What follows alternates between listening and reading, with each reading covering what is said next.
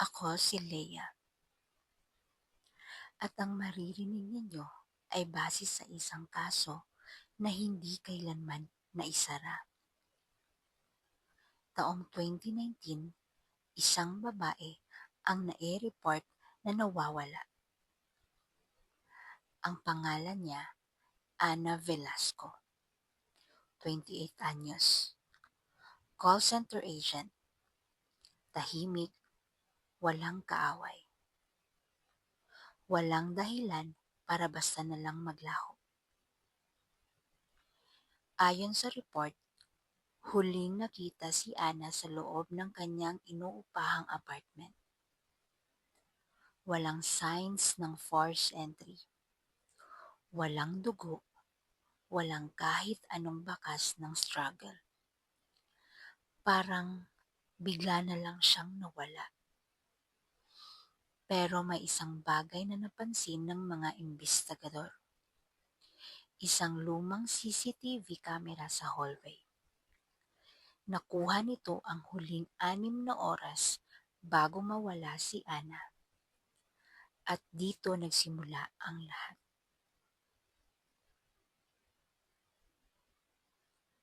CCTV log, 2:13 a.m. Makikita si Ana na pumasok sa unit niya.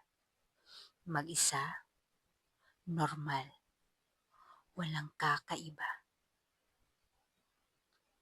Bandang 2:47 a.m. Biglang bumukas ang pinto. Lumabas si Ana. Pero may kakaiba. Nakatayo lang siya sa labas.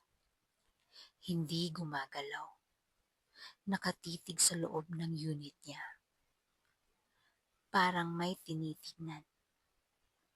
Parang may kausap. Pero walang ibang tao. 2:49 a.m. Unti-unti siyang umatras.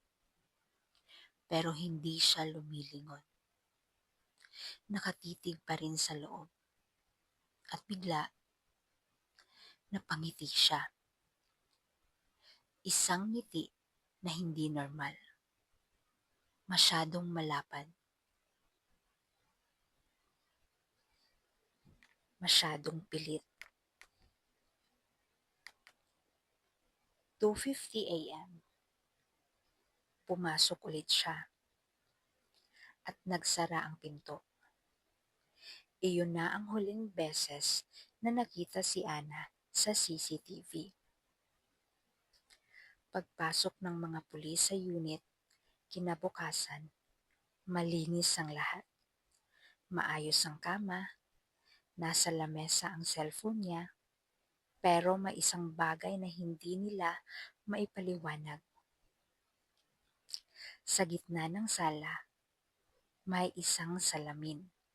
Malaki, luma, at hindi raw iyon bahagi ng unit. Ayon sa landlord, wala raw ganoong salamin noon. Hindi niya alam kung saan nanggaling. Dito na naging mas kakaiba ang kaso. Dahil ang salamin na iyon, hindi sumasalamin ng tama. Ayon sa investigador na si Officer Ramos, noong una, normal lang. Pero habang tinitigan niya, may napansin siya. Nahuhuli ang refleksyon niya. 1 segundo, 2, hanggang sa hindi na gumalaw. Kahit siya ay gumagalaw. 3 araw matapos ma-recover ang salamin, biglang nawala si Officer Ramos. Walang bakas, walang paalam. At ang mas nakakagulat, may bagong footage na lumabas sa CCTV.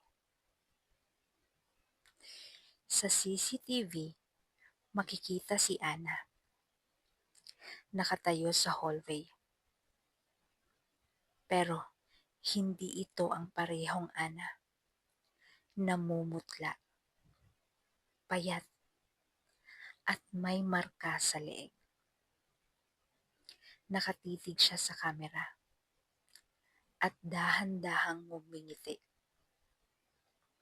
Pagkatapos, may isa pang tao na lumabas sa unit. Si Officer Ramos. Pero iba ang kilos niya. Parang hindi siya sanay sa katawan niya. Mabagal. Parang may kinokontrol.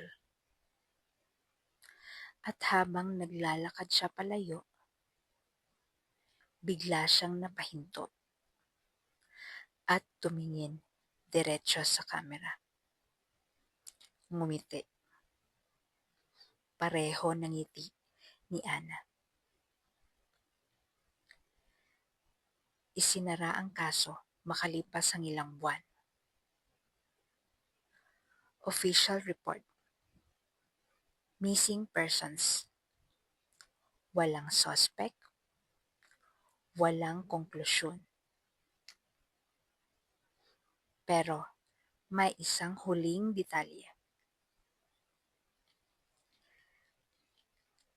na hindi isinama sa report. Ayon sa isang janitor na naglilinis ng building, noong huling gabi bago ilak ang unit, may narinig siya. Galing sa loob, kahit wala ng tao. Mahinang katok, 3 beses. At may boses. Mahina. Parang galing sa malayo.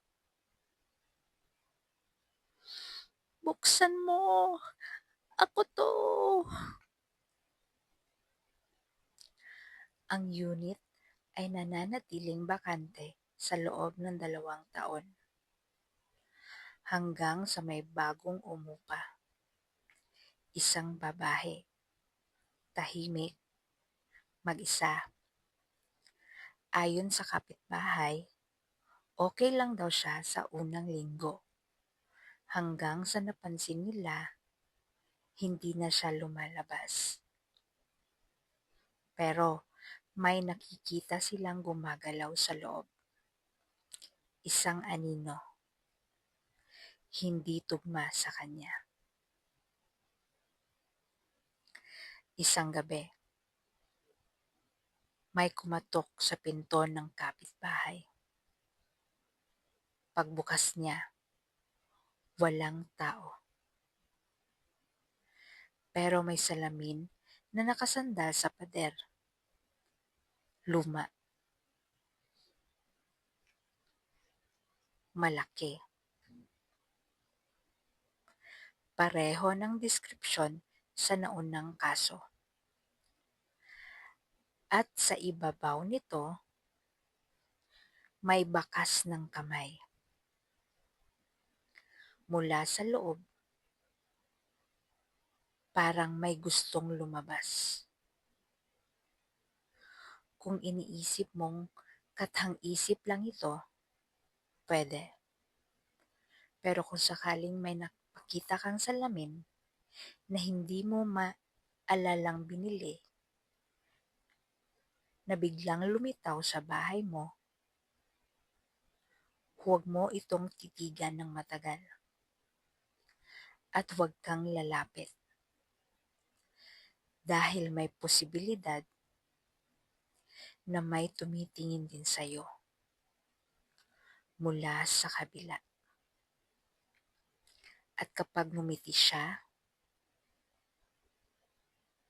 kahit hindi ka ngumiti, huli na ang lahat. Dahil sa susunod na CCTV footage, ikaw na ang lalabas. At ang tunay mong katawan, mananatili sa loob. Nakatok. Naghihintay. na may magbukas.